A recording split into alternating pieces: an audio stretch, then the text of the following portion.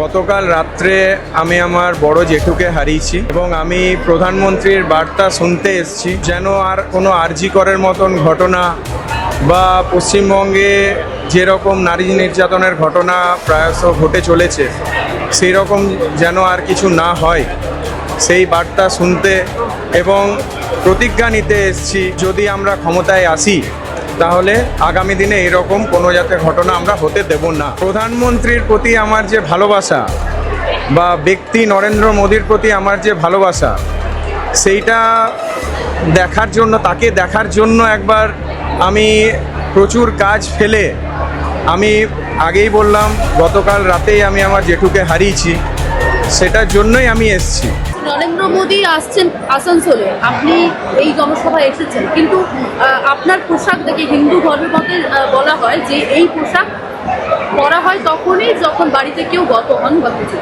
আপনি এইভাবে এসেছেন।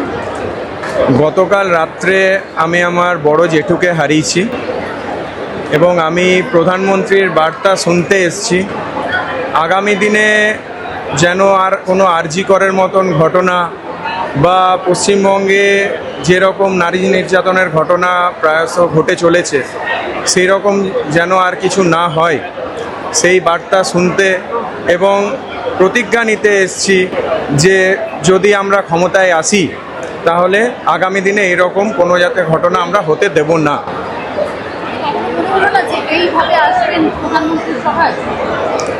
দেখুন, প্রধানমন্ত্রীর প্রতি আমার যে ভালোবাসা বা ব্যক্তি নরেন্দ্র মোদীর প্রতি আমার যে ভালোবাসা সেইটা দেখার জন্য তাকে দেখার জন্য একবার আমি প্রচুর কাজ ফেলে আমি আগেই বললাম গতকাল রাতেই আমি আমার জেঠুকে হারিয়েছি, সেটার জন্যই আমি এসেছি।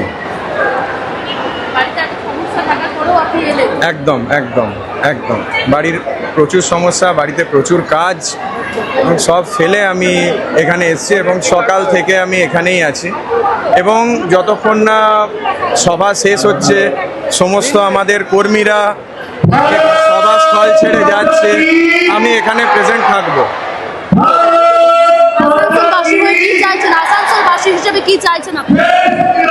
আসানসোলবাসী হিসাবে দেখুন, আমি পরিবর্তন অবশ্যই চাইছি এবং পরিবর্তন এবার হবে। আপনারা মিডিয়াতে আছেন, আপনারা খুব ভালোভাবে জানেন পশ্চিমবঙ্গ কীরকম অরাজকতার মধ্যে দিয়ে চলছে এবং আগামী দিনে আমি আপনাকে বলছি পরিবর্তন হবেই। 4 মে তার রেজাল্টের পরই বুঝতে পারবেন।